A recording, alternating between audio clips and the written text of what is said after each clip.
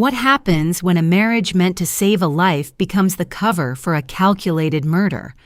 When a woman in her 60s agrees to marry a dying billionaire to pay for her brother's cancer treatment, only to discover the man isn't dying from illness at all, but from poison slowly fed to him by his own children inside the very home they share. They say blood is thicker than water, but greed can drown even the strongest bond. When silence protects evil more than truth ever could, is it safer to look away, or to stand up even if it means turning against family? Before we dive into today's story, let us know where you're tuning in from. It's always amazing to see where our stories travel. Don't forget to subscribe so you won't miss the next twist in this journey. Now, let's listen to her from the heart. My name is Zafira Veilhart. I am 65 years old, and this story begins in a place that smells like antiseptic and quiet despair, the oncology wing of a hospital in Cleveland, Ohio. I remember the fluorescent lights humming overhead as I sat in one of those stiff vinyl chairs outside my brother's treatment room. Mason Veilhart, my baby brother, was inside, fighting a disease that did not care how hard we had worked or how much we had already lost. I am not telling this as a hero. I am telling it as a woman who was forced to see the truth when it would have been easier to look away. Mason and I grew up in Beckley, West Virginia, in a house where rainwater found its way through the roof and into our pots on the kitchen floor. Our parents died before either of us had learned how to be adults. I became the responsible one by default. I packed lunches, I filled out school forms, I lied about overdue bills so Mason could sleep at night. I carried his childhood on my back because there was no one else to do it. When Mason was diagnosed with advanced cancer, I told myself I would carry this too. The doctors said there was a promising experimental treatment. They also said it was expensive. Expensive in a way that made numbers feel abstract, like something you read in a business magazine, not something attached to your own blood. I sold my little house in Beckley. I sold the bakery I had spent 10 years building from scratch. I let go of the ovens that still held the scent of cinnamon and sugar in their metal bones. It still wasn't enough. One afternoon, Mason squeezed my hand from his hospital bed. His skin had taken on that thin, papery look I tried not to notice.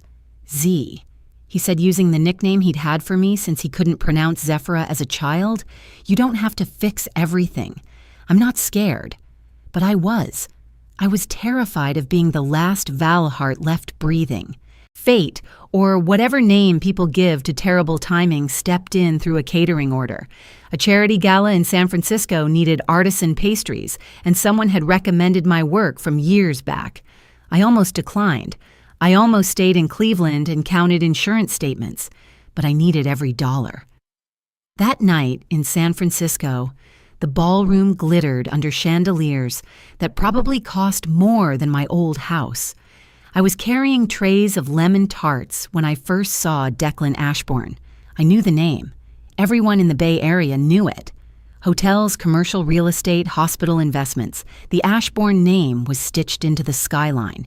He was taller than I expected and thinner, too.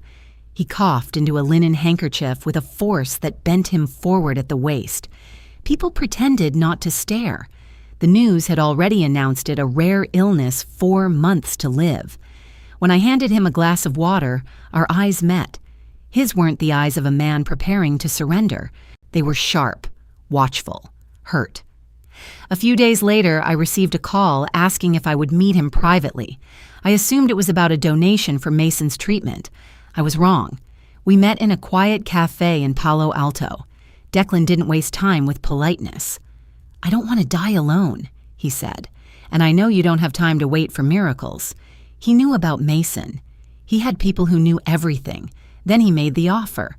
A marriage, discreet, legal, immediate. In return, he would fund Mason's treatment in full, not just the experimental protocol, but housing, travel, whatever was needed. No debt, no conditions written on paper beyond the marriage itself. I went back to my hotel room and cried until my chest hurt. I prayed in a way I hadn't prayed since I was a girl kneeling beside a sagging couch in Beckley. I asked God if dignity mattered more than survival. I asked whether love had to be part of a marriage for it to be right. In the end, I said yes. The wedding took place in the small chapel of a private hospital in Palo Alto.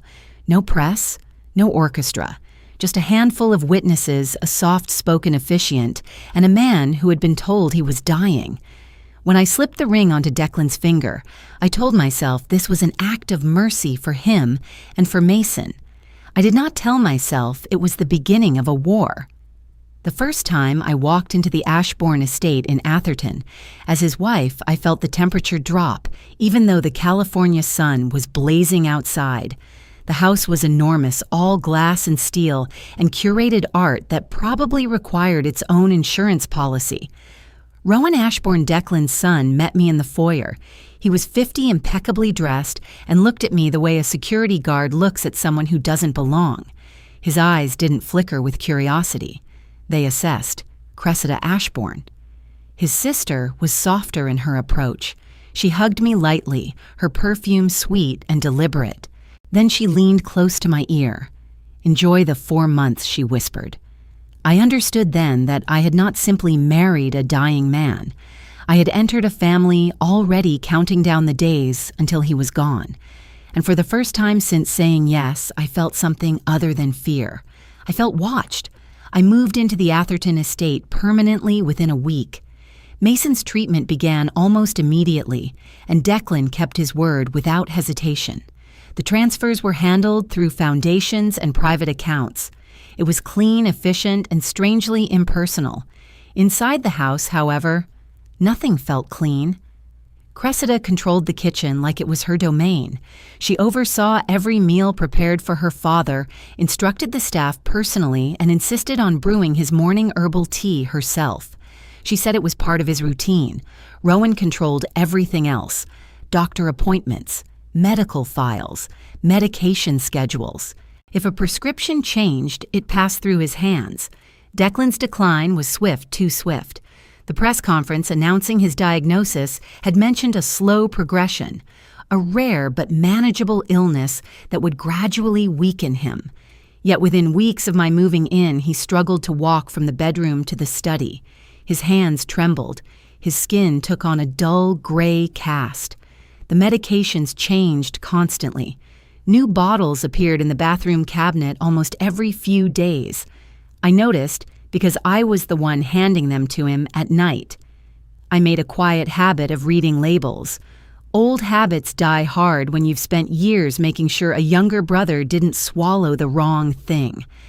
One evening, I walked past the dining room and heard voices drifting through the slightly open door. Rowan's tone was low and impatient. "We can't wait much longer," Cressida replied without hesitation. "The doctor said it's progressing perfectly." Perfectly. The word struck me like cold water.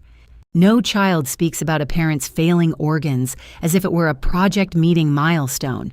I stood there longer than I should have my heart thudding in my ears.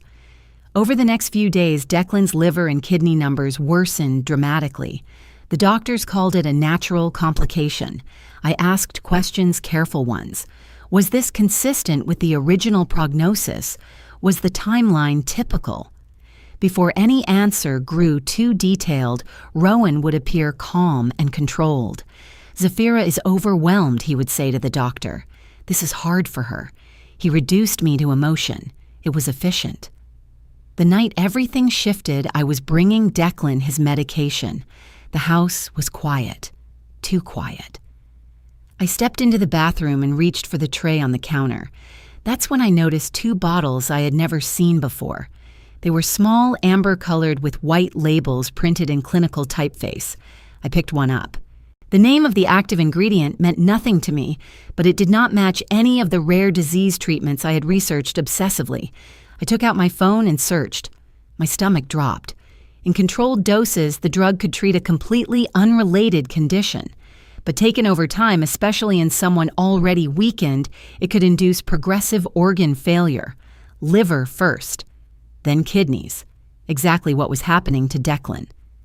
I checked the second bottle. Same class of compound, different brand name, same risk profile. I felt a chill run through me. I opened the cabinet under the sink. Nothing unusual. Then I pulled out the small trash bin and lifted the top bag. Beneath it, hidden under layers of crumpled paper towels, were several empty bottles of the same medication. Not one, not two, several. Which meant this wasn't new. It had been happening for weeks. I stood there holding the evidence in my shaking hands when I heard the faint click of a heel against tile behind me. I turned off the light instinctively. When I turned back around, Cressida was standing in the doorway. She didn't look startled. She didn't look confused. She smiled. "Couldn't sleep?" she asked lightly. "Just getting Declan's medicine." I replied, my voice steadier than I felt. She stepped closer, her eyes flicking briefly to the bottles in my hands before returning to my face. "Be careful with the dosage," she said softly. "Too much can be dangerous." There was no concern in her tone, only knowledge. She left without another word. I stood in the dark bathroom for a long time after that, listening to my own breathing. I wasn't imagining it. She knew exactly what those pills could do. The next morning, Declan collapsed at the breakfast table. One moment, he was lifting his cup. The next, his body gave out beneath him. Staff rushed forward. Cressida screamed. Rowan barked orders like a seasoned executive managing a crisis. As paramedics wheeled Declan toward the door, I saw it. On the kitchen counter near the edge was one of the amber bottles. Rowan moved quickly, his back partially blocking my view. His hand closed around it, and in one fluid motion he slipped it into the inside pocket of his jacket. He thought no one saw, but I did. In that instant, clarity cut through the chaos. This was not a tragic acceleration of disease. It was a plan, and I was standing at the center of it, without proof, without authority, and without any idea how far they were willing to go to protect what they believed was already theirs. The ambulance ride to Palo Alto felt longer than the miles we actually traveled. I sat pressed against the cold interior wall while paramedics worked over Declan's motionless body. Rowan rode in the front seat, speaking in a calm, efficient tone to someone on his phone. Even in a crisis, he sounded like a man managing an acquisition. At the hospital, everything became white light and urgency. Nurses rushed Declan through double doors. I was left standing in a hallway that smelled like antiseptic and polished tile, watching the red line of the gurney disappear around a corner. An hour later, a physician with tired eyes and a clipped voice met us in a consultation room. "Mr. Ashbourne's liver and kidney function have declined significantly," he said. "More rapidly than we anticipated. More rapidly than we anticipated." I felt the words settle heavily in my chest. "I'd like to speak with you privately," I said before Rowan could answer. The doctor hesitated. "Rowan did not. I'm his medical proxy," Rowan said smoothly. "My father signed power of attorney before his condition worsened. I handle all medical decisions."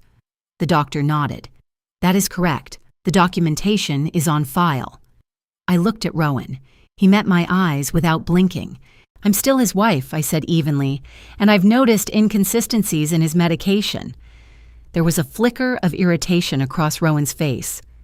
"Zephyra is under a lot of stress," he told the doctor. "This is difficult for her." "I am not confused," I said quietly. "I want to review the medications being administered right now." Perhaps it was the firmness in my tone. Perhaps it was the way I didn't look away. The doctor agreed to let me see the current treatment chart. Inside the room, machines beeped in steady rhythm around Declan's bed. He looked smaller, somehow swallowed by white sheets and blinking monitors. I focused on the tray of medication and IV drips instead of the fear tightening my throat. I asked the nurse to walk me through each drug. She did, patient but brisk. When she named one of the intravenous medications, my heart gave a violent jolt. The active ingredient was the same one I had read about in the bathroom the night before. I kept my voice level. "When was this added?" The nurse checked the electronic chart. 2 weeks ago. It was approved after consultation with family. "Which family?" I asked. She glanced toward Rowan before answering.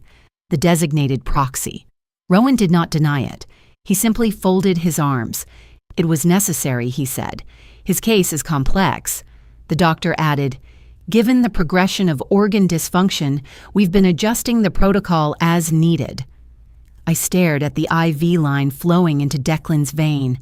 The same compound I had found hidden under layers of trash was now entering him under hospital supervision. This drug, I said carefully, can cause organ failure if administered inappropriately.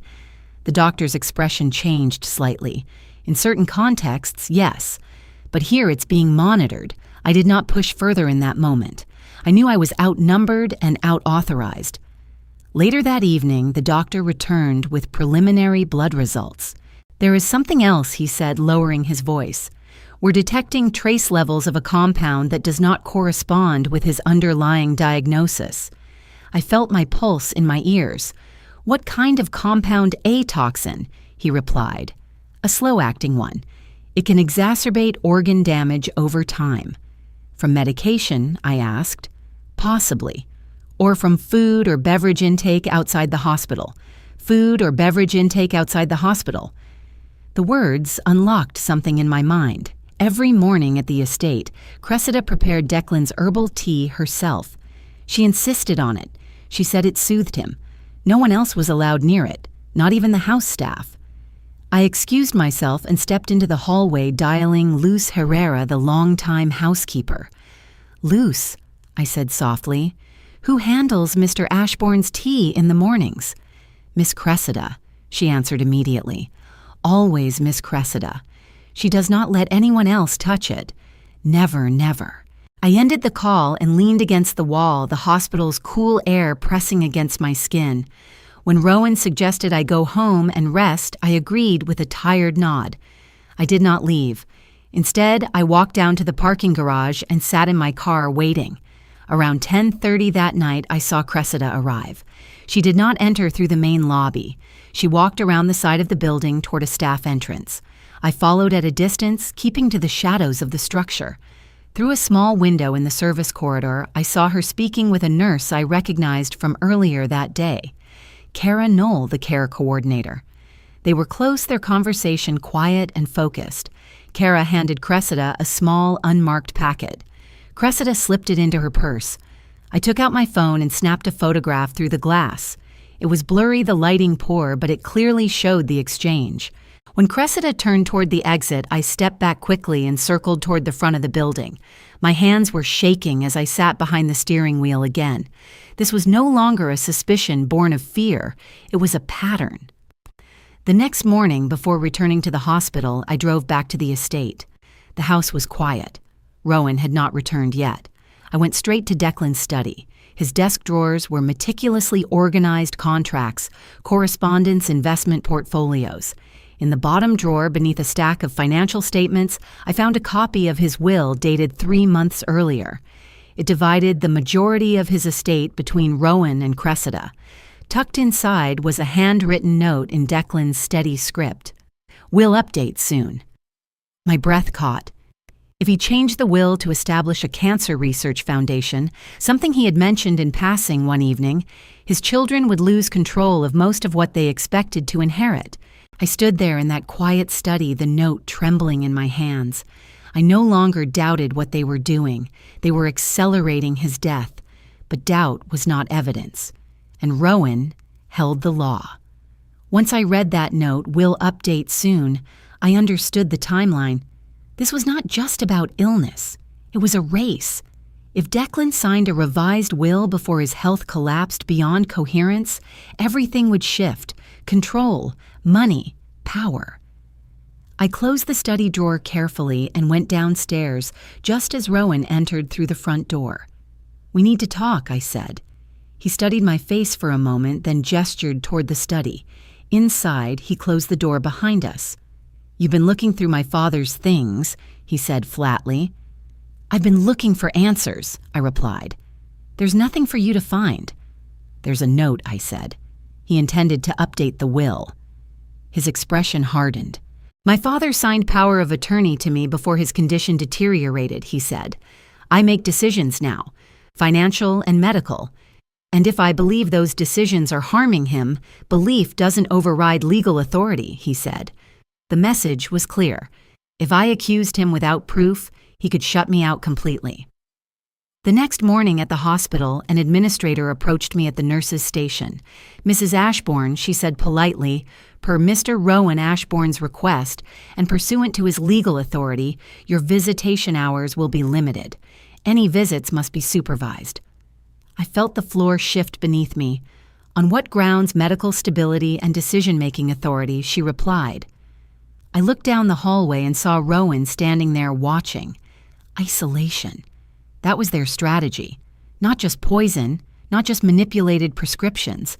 Isolation from the one person questioning the pattern.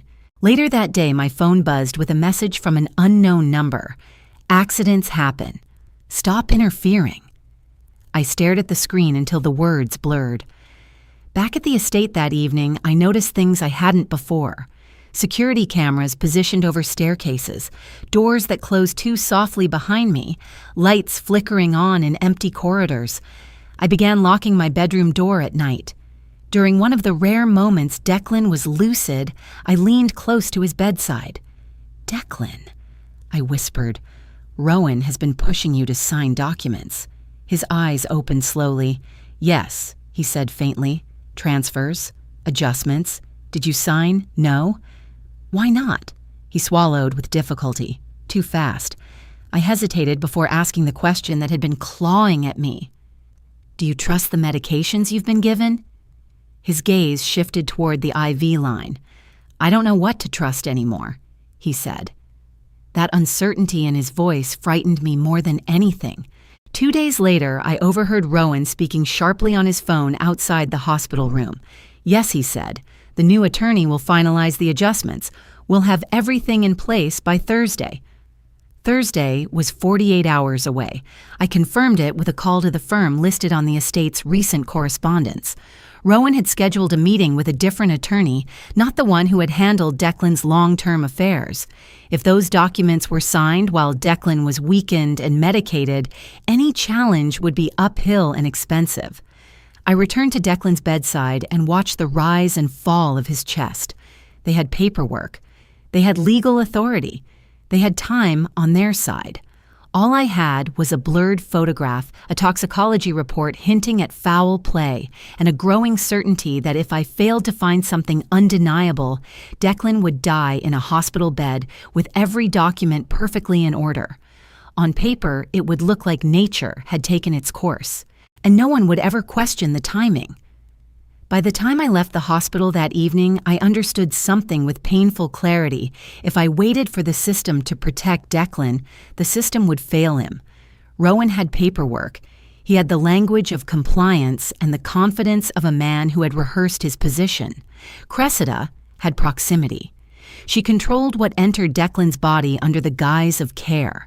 And I had a blurry photograph, a toxicology hint, and a growing sense that whatever they were doing was escalating.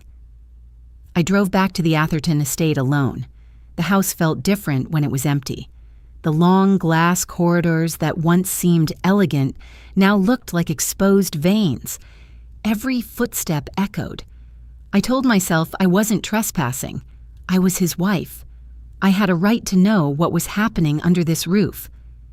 I started in the kitchen, Cressida's territory. The counters were immaculate.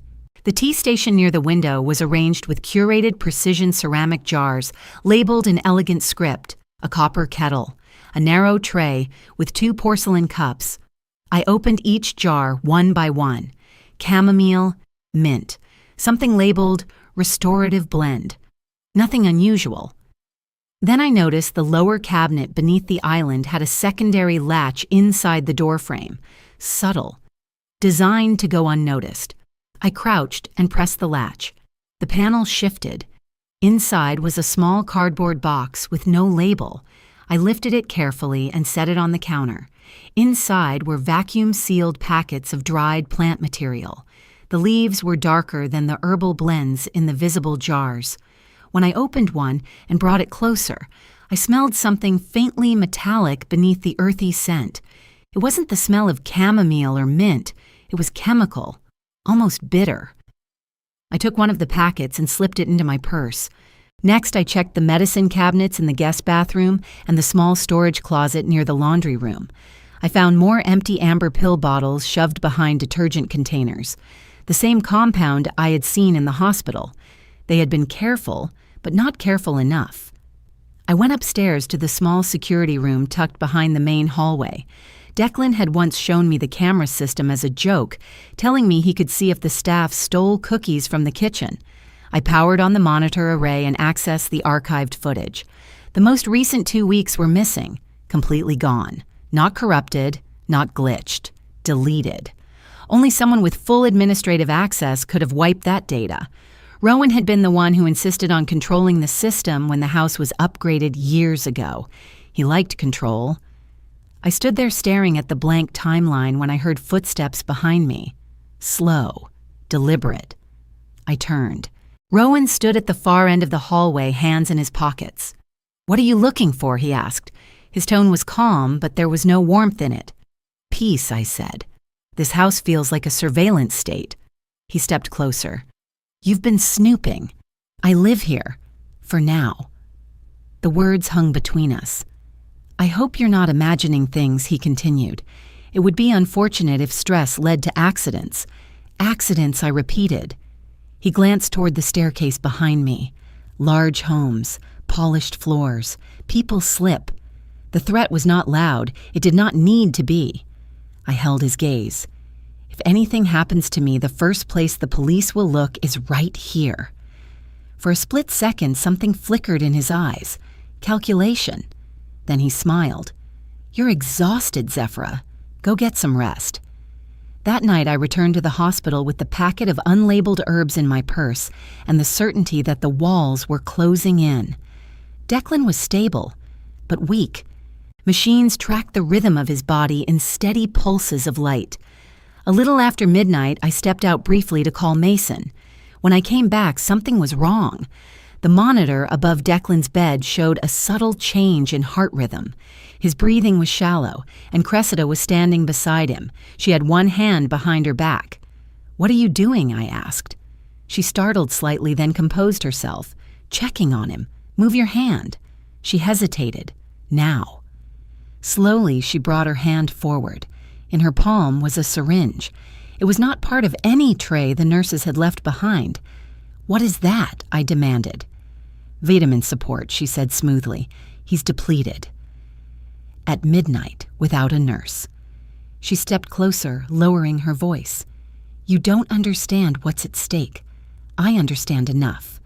Her eyes hardened. "If Father changes that, well, he dismantles everything he built. He gives it away to strangers, to charities, to you. I never asked for his money. That doesn't matter. He's irrational. We are preserving what belongs to this family." Before I could respond, footsteps echoed in the hallway. A nurse entered, drawn by the change in Declan's vitals.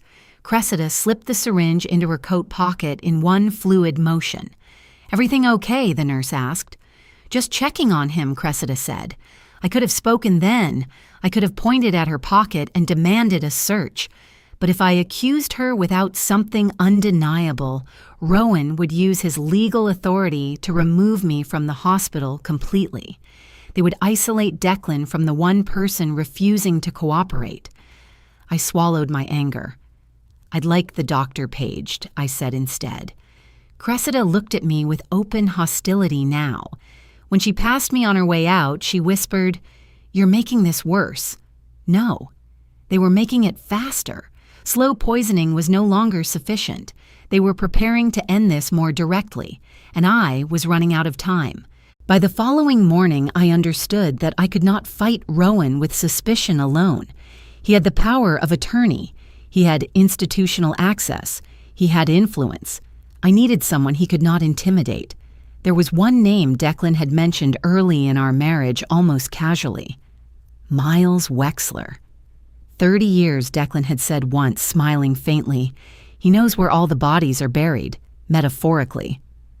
I stepped outside the hospital and called the number I found in Declan's old correspondence. Miles answered himself. "This is Zephira Ashbourne," I said. "I believe my husband is being harmed."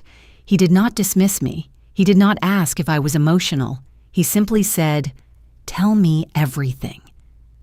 I told him about the pill bottles, the deleted camera footage, the toxicology results, the syringe, the packet of herbs in my purse, the altered medication orders, the photograph of Cressida receiving something from Cara Knoll. There was a long pause on the other end of the line. 3 weeks ago, Miles said slowly, Declan signed an emergency directive. What kind of directive? A contingency clause. If there was ever credible suspicion of medical interference, authority over his care would shift automatically to an independent trustee subject to court supervision. My breath caught. Rowan doesn't know about this. No, Miles replied. Declan signed it privately. He was uneasy. Uneasy. So he had sensed something before I did. Miles arrived at the hospital within hours carrying a sealed envelope and a briefcase that looked as old as his career. Rowan was at the nurse's station when Miles approached. Mr. Ashbourne Miles said evenly, "We need to discuss your father's care." Rowan's expression tightened. "Now isn't the time." "On the contrary," Miles replied, "this is precisely the time." He presented the emergency directive to hospital administration. The language was clear. In the presence of suspected tampering or coercion, authority would be suspended from the current proxy and transferred to a court-appointed medical supervisor pending review. Within minutes, the hospital's legal department was involved. Rowan's control began to unravel in real time. "This is absurd," he snapped. "She's manipulating him.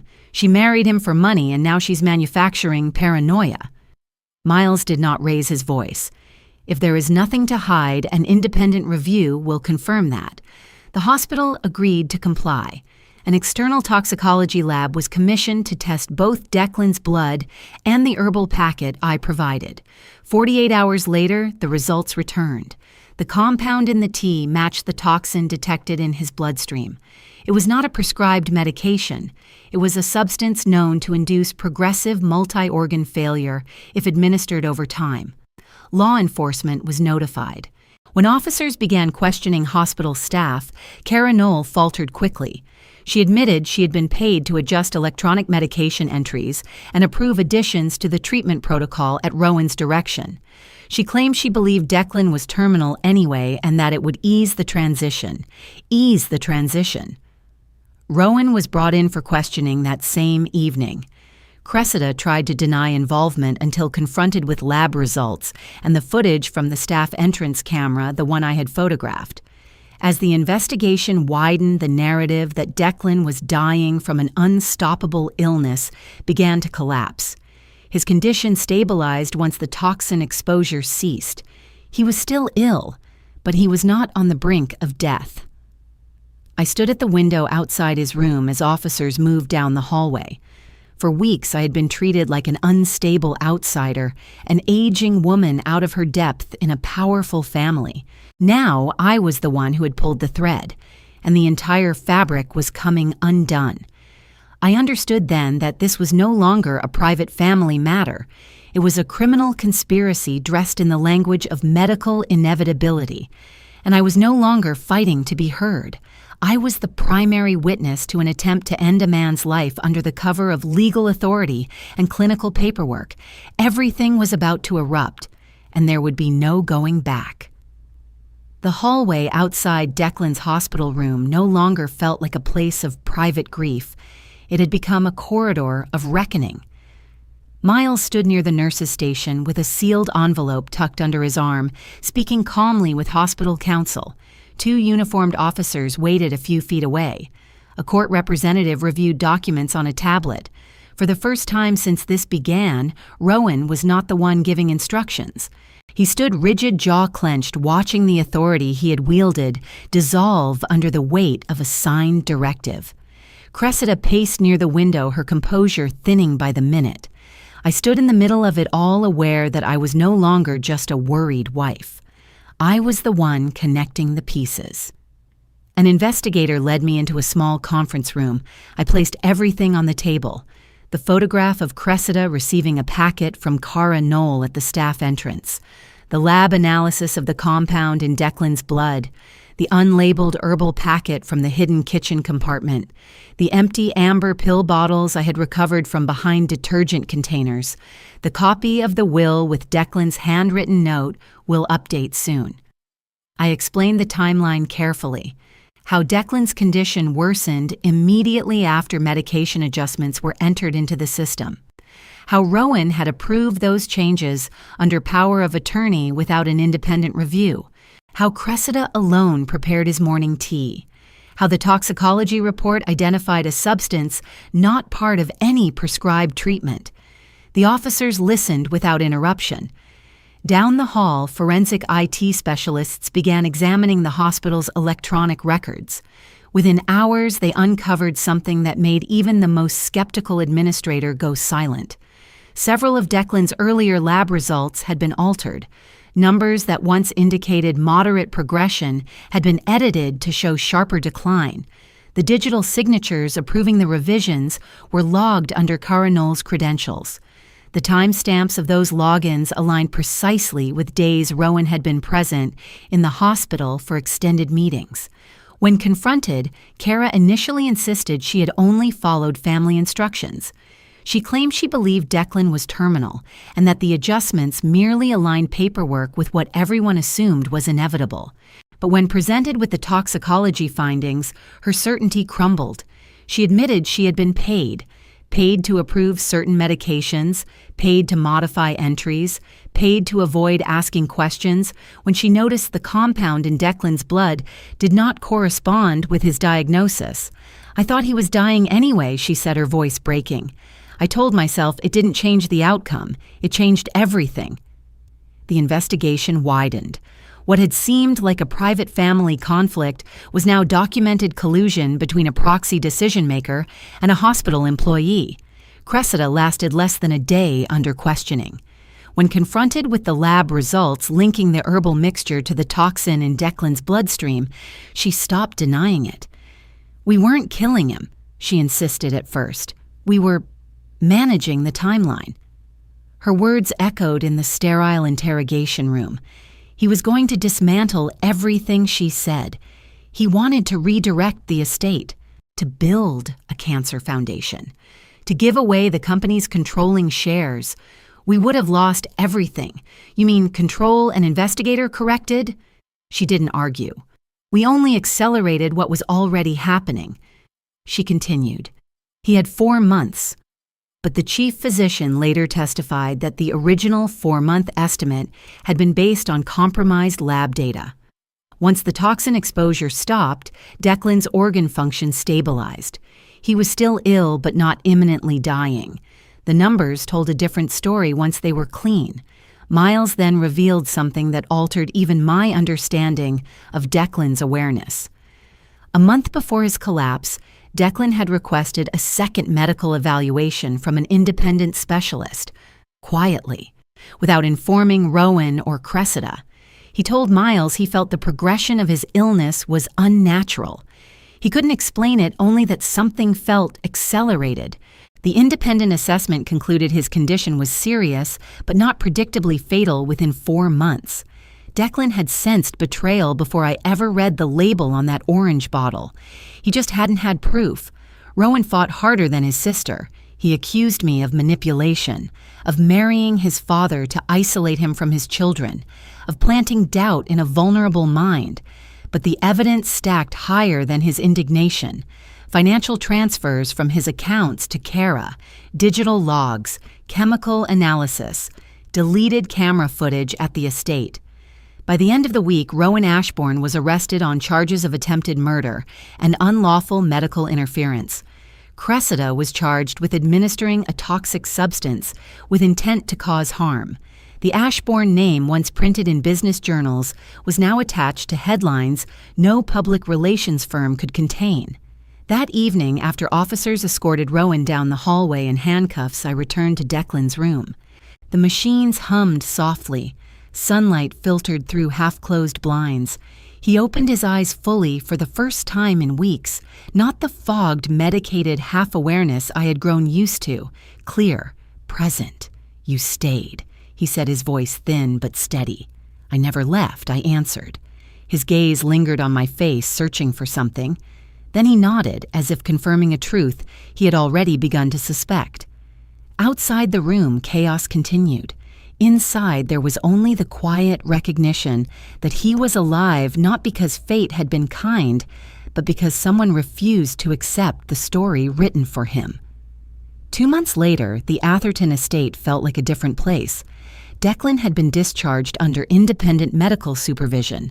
His treatment plan was rebuilt from the ground up, monitored by specialists with no ties to family influence. His strength was returning slowly, not dramatically, not miraculously, but steadily. The house no longer carried the suffocating tension of concealed hostility, but it carried memory. I often found myself standing in the kitchen looking at the cabinet where the hidden compartment had been. It had been removed, the space repaired. Still, I could not unsee what had once been concealed there. Sometimes at night, I replayed the moment I first read the medication label in the bathroom. The cold rush through my body, the awareness that the danger was not abstract, it was domestic, intentional. If I had remained silent to preserve my own safety, Declan would have died with every document legally compliant. His death would have been explained, signed, filed. No one would have questioned the timing. Declan gathered the board of directors and senior legal counsel in the main conference room of the estate. I sat beside him as Miles presented the finalized documents. The new will was clear. The majority of Declan's estate would establish the Ashbourne Foundation for Cancer Research and Patient Support. It would fund experimental treatments, housing assistance, and grants for families facing impossible choices. Control of the company would transition to a professionally managed trust. Rowan and Cressida were removed from all executive roles. They would receive limited financial support contingent upon compliance with legal proceedings and rehabilitation agreements. Declan signed the documents with deliberate calm. Later that evening, he asked me to sit with him on the terrace overlooking the garden. "I suspected something before you did," he said quietly. "I know. I didn't want to believe it. I kept telling myself it was stress, misunderstanding." He paused. "When I asked you to marry me, it wasn't only because I didn't want to die alone." I looked at him. "I needed someone outside the bloodline." He continued. "Someone who would not automatically protect the family name. Someone who would see what I was afraid to see." "You planned for this?" I asked. "I prepared for the possibility," he replied. "But I didn't know how deep it went." I realized then that I had not only been saved by this marriage, I had been part of a defense he could not build alone. Meanwhile, in Cleveland, Mason completed his final round of experimental treatment. The latest scans showed measurable remission. When he called to tell me, his voice trembled with disbelief. For the first time in months, I did not feel pulled between loyalty and survival. Both men I had fought for were still breathing. I attended Rowan's preliminary hearing. He stood in a dark suit thinner than I remembered, his confidence dulled. As he was led past me, he stopped. "If you hadn't come into our lives," he said quietly, "none of this would have happened." I met his gaze. "This happened because of what you chose to do," I replied, "not because I showed up." He looked away first. In the weeks that followed, I returned to baking part-time, not because we needed the income, because flour and sugar and the rhythm of kneading dough reminded me who I was before I became a headline. Strength, I learned, is not inherited. It is exercised. I married a man the world believed had 4 months to live. One night, I read a label on an orange bottle and realized he was not dying naturally. The truth did not arrive with sirens. It arrived in small print. I did not save an empire. I refused to let evil hide behind paperwork and polite signatures. And sometimes that is enough. When a life hangs in the balance, the truth rarely announces itself with thunder. It often whispers. In a detail others overlook, in a question we're afraid to ask. Tonight we witnessed how silence can protect harm, but also how quiet courage can protect a life. Not through rage, not through revenge, simply by refusing to look away. We all walk through moments when doing nothing feels safer than stepping forward.